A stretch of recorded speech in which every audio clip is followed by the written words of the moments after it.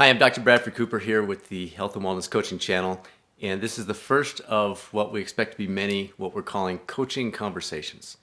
Now, what we're going to do here is try to provide for you tools, resources, things that will help both your coaching practice improve, whether you work for an employer, whether you work with organizations, whether you have your own practice, whatever route it is, we will provide you the tools and resources you need to enhance that, as well as enhance your life. So if there are specific things that you'd like us to cover, please comment down below. We're compiling that list now. We're kind of deciding which ones come first, which ones need to wait, and then we'll build on that going forward. So we want your feedback. Please, if you can mention those down below, that would be fantastic.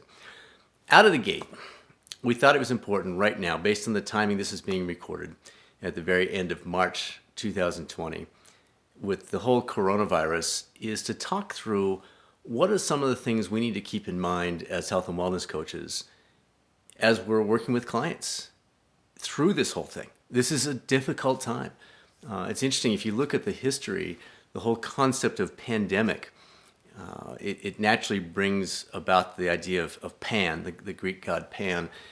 But interestingly, while Pan was associated with the word panic, there's actually no connection between the Greek god Pan and the word pandemic. Pandemic actually comes from the words pan, which means all, different from the Greek god, and demos, which is people. But there's no connection between the Greek god Pan or the word panic and pandemic. And I think that's important for us to realize right out of the gate. Pandemic, panic, not related. They are not connected. And I think we can help at this very, very important time in not just getting in people's face and saying, you don't have to panic. Some people are panicking. There's a lot going on right now. Everyone's in a different situation. And these are difficult times for different reasons for everyone. Some folks, it's a financial issue. For others, they're not sure how their family's doing. Someone in their family is sick. Others, it's just the uncertainty about the future. Where are things going? So many different things. And I think right out of the gate, as you always do as a health and wellness coach, is we realize people's unique feelings are their unique feelings, and they're real. And I know you know that, but I just want to get out of the gate because people are coming at this from a lot of different directions. And I just want to kind of put that out there right out of the gate. So with that, let me talk you through a few things. And just to give you some context on this, we've got a link to this. All the information I'm going to talk through was written up by Susanna, who is a licensed counselor as well as a nationally board certified health and wellness coach. And we'll have a link to that in the discussion below. So if you want to reference back to that, that'll be available to you. A few things first I want to talk through is for you as a wellness coach. Yes, this is your opportunity to have a huge impact on so many lives at a very, very critical time in our world's history. But at the same time, this is not easy on you as a coach either. So a few things that you can be doing as a coach that might be a little different than you normally would. First of all, your scheduling. You might want to tweak your scheduling a little bit. Maybe you normally book consistently between, X starting time and X ending time. Maybe you need to break that up just a little bit. Maybe you want to, after every 3-4 sessions, build in a little time to go outside, to take a breather, to do some journaling, just to relax, just to take a break for a second, and then come back in. When you're coaching, when you're doing a good job with that, it takes a lot of energy, and now more than ever. So maybe first of all, think about with that scheduling, changing that up just a little bit. Second thing, get outside. I know not every place right now allows you that opportunity based on weather and conditions, but if you're able to, try to get outside, try to enjoy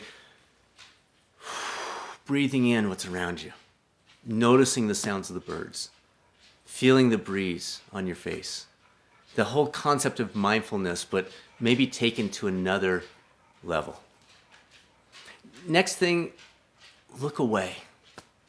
Look away. It's so tempting right now to have the news on 24/7, to pull up your Twitter account, to access social media and pop on the links and keep track of the numbers and the growth in positive tests and all those kinds of things. I want to encourage you, yes, we need to stay up to date. We need to stay in tune with what's going on, but maybe a few minutes a day would be the best route to go with that, rather than just that constant bombardment of essentially bad news over and over and over.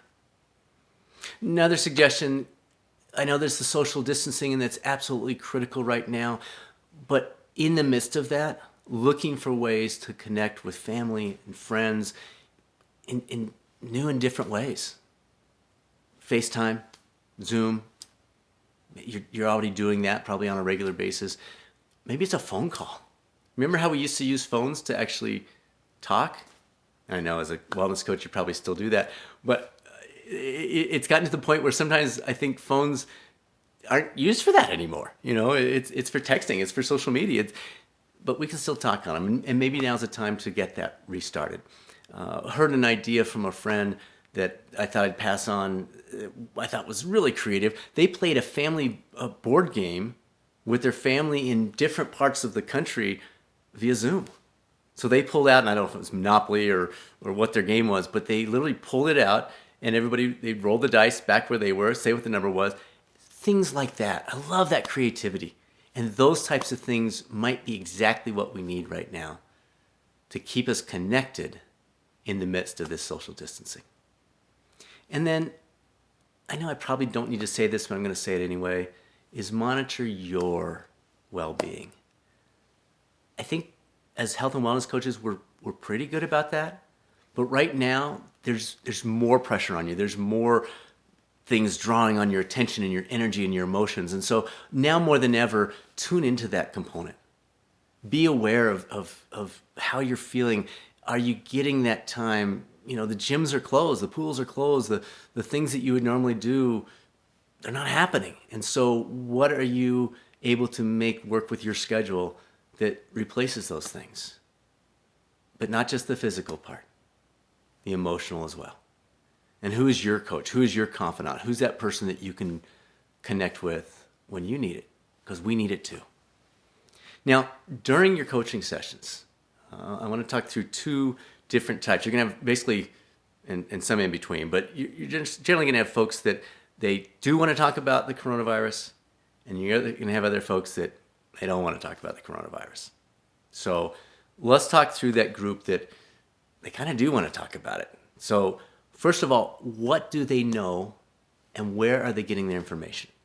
So get clear on that. And again, don't get out of your coaching mode. We're not there to tell them stuff. We're not there to tell them how to go about this, but just in the way that you talk it through with them, what are they hearing? Where are they hearing that? Listen, reflect, normalize those feelings. Again, I'm preaching to the choir. This is what you do well. But even in this context, we want to apply those same concepts. They may point them to some resources that would allow them to tap into what's really happening and not the noise that's all around this whole thing. Talk through things that they do have control over. What are the things that just like we talked about with you and your life and your coaching right now, what are some things that they do have control over, and how can we put the focus on that? Encourage them to reach out to their support system. Just as we talked about with us as coaches, we obviously want to do that with them as well. And if you're sensing any of this, kind of dread or feeling overwhelmed or anxious, that might be a good time to tap into the EAP or to encourage the counseling options that they might have available. And then lastly, for this group, help them see maybe some positives. And again, not Pollyanna, not, oh, it's going to be fine, we can just do, but in a real way. And again, preaching to the choir, this is what you're good at already. But just remembering, this might be an opportunity to pursue some potential positives. Maybe they're used to commuting to work and they're still working, but they're saving an hour and a half a day, not sitting in a car. Maybe that's an opportunity to take on something that they've talked to you about for years as a someday. Maybe they've talked about doing some gardening, starting some exercise, reading that book, writing that book. maybe this is that opportunity to talk through some of those, to think through, well, yeah, maybe now. Maybe this is what that opportunity is. So that's for the group that they do want to talk about it. It's top of mind and it's part of the conversation. Now, for the group that doesn't want to, that's okay too. We don't want to force this. This may be their chance to do something that they're not feeling this coronavirus bombardment. Maybe their opportunity to chat with you, to go through their coaching session with you, is their chance to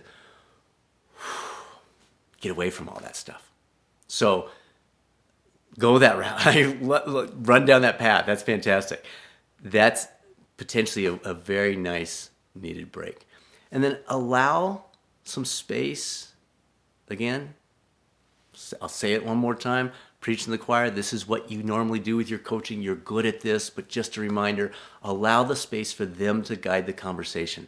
Maybe they don't want to talk about the coronavirus, but they do want to talk about some element that stems off of that, something that built from that. So give the space for that.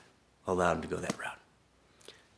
Resources, we've got links to a couple down below, and I want to encourage you to tap into those. The CDC, your state's local health and environment department, and again, we'll have a link to the article that reviews some of these things in that description as well. So I hope this was helpful. Obviously, this is an exciting new thing for us, the Health and Wellness Coaching Channel. If this is something that you're interested in, if this is something that's helpful to you, and if you'd like to contribute to the types of topics that we're going to engage in here, please leave those in the comments below. That's where we're going to get the insights. That's where we're going to know what should be our next thing. We've got some ideas, but maybe you're going to point us in a new way. So please comment on that below. We listen to every single one of those. We read every single one of those. We reply to most of those. So again, appreciate you being a part of that. So thank you for joining us here at the Health and Wellness Coaching Channel. This is Dr. Bradford Cooper signing off, and I'll see you soon. Take care.